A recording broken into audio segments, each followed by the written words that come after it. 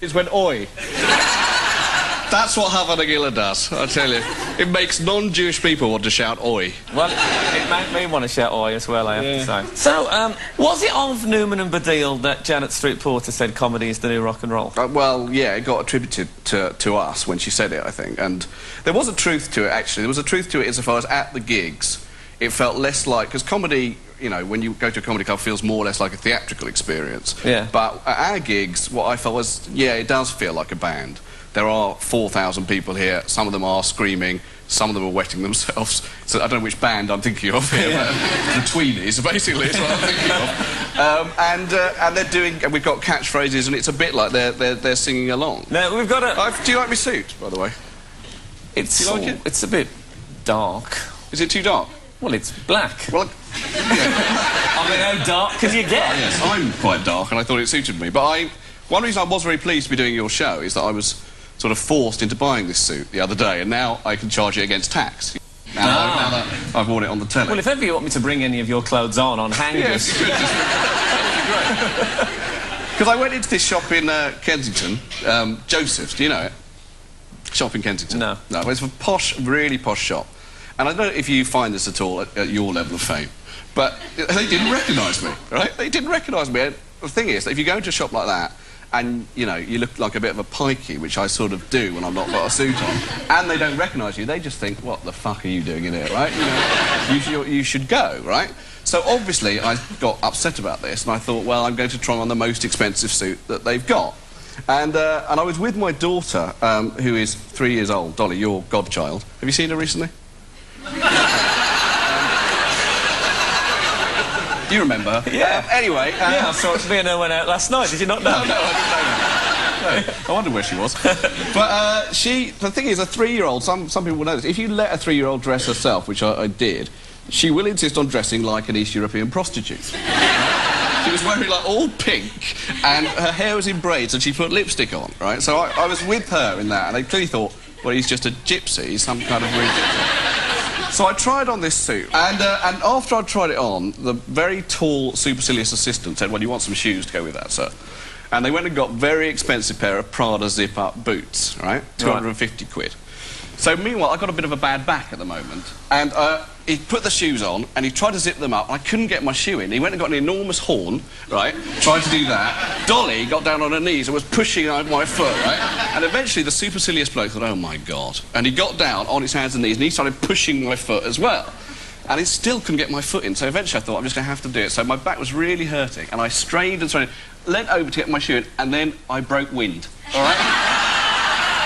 Really loudly, and I looked up and I could see in his face the words, you're buying that suit.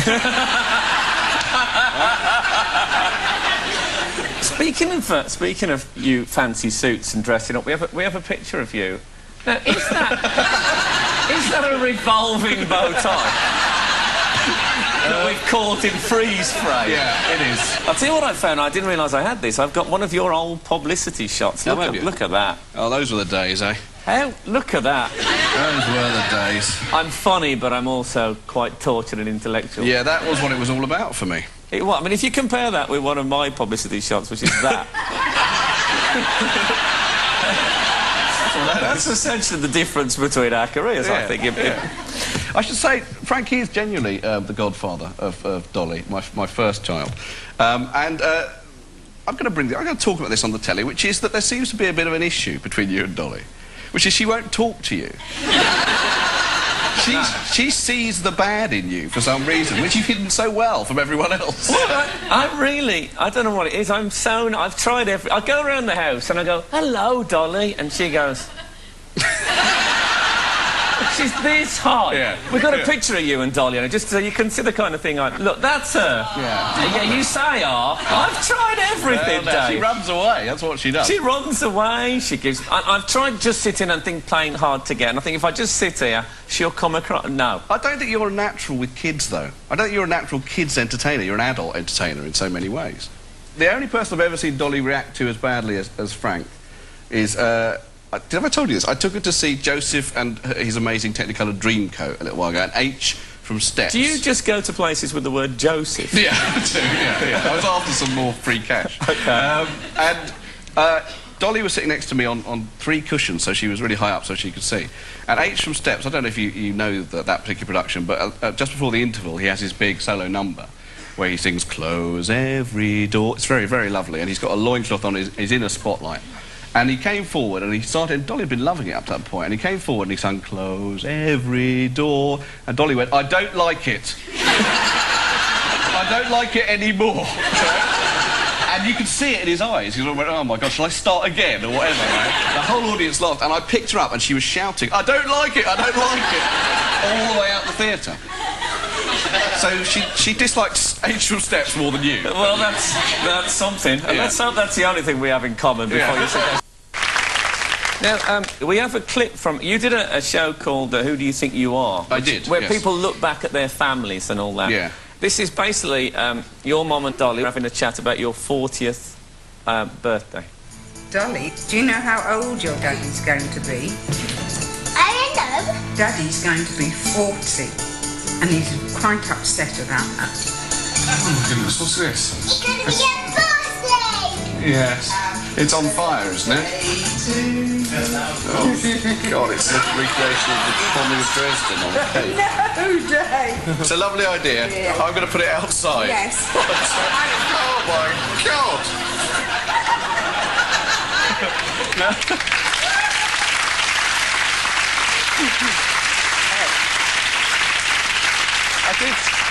I did say to my mum, I said, I think there's a point in age where people don't put the actual age of the candles on the cake. No. Not for reasons of etiquette, but for reasons of safety. But, yeah, we had to put it outside, and they didn't show it on the actual show. Eventually, we had to get a hose.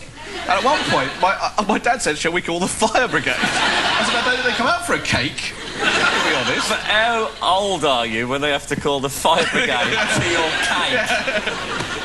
So there was a lot of stuff about your ancestors in that. And Yeah. basically, they lived in Germany, which was a mistake for Jews. It was a mistake for Jews at the time. Yes. Yeah, really it was. Well, my grandparents, my mother, who you saw in that clip, was born in Nazi Germany. She's got a swastika stamped on her passport, and I'm bringing the mood down a bit, I know, but nonetheless.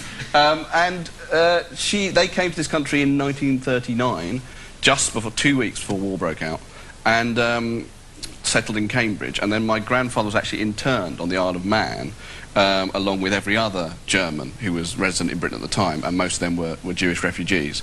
And he was interned there for a year, and so that was their story, really. So that is this kind of where you have a novel out. I do have a obviously, novel out, yeah. Which I think if people have got a book token, it's burning a after hole Christmas. in their pocket, just after Christmas. Yeah. This is the one to get, and it is David Baddiel, The Secret Purposes. Yeah, the idea for it was kick-started by my grandfather's letters, which my mum gave to me about 3 years ago, and they're all in German. So I got them translated, right, and it's quite expensive getting letters translated. I think it was £1,000 for 50 letters, right? And so I read that, I thought, that's all right, I've got the gist. You know, it's going to be £1,000, I think I've read them. And I thought they'll be full of passion, they'll be full of, whatever. They're all about food. They are just about food. They're all, can you send some more powdered egg? Can you send some more mince? One of them, according to my very expensive translator, this is absolutely true. This is a letter back from my grandfather to my grandmother, who's sending him food from Cambridge, begins, "Few, what a sausage." And this is well before Carry On films, right? Few, what a sausage. But yeah, that's what they were about. So I got a sense of what it was like from the letters, but then I just made it up after that from reading history books and stuff. Now, you've done something that I don't think any of my guests have ever done before. You've brought in a piece of home movie footage. I have, actually. Which I've been so kind as to showcase. Well, that is nice of you. That is nice of you. But I just thought you might like it. And this was just after Dolly was born, actually. And I was trying to do a nice film of Dolly. Right, but if you watch, what happens is, once again, I'm sorry to make this a theme of the evening, but I do once again break wind in this clip. And it's not the breaking wind that counts, it's the reaction. You've really dragged this show down. I'm sorry, Frank, but it's the reaction of my cat Monkey, all right, that I want you to notice, OK? So have we got it? Run VT. Okay. Of course.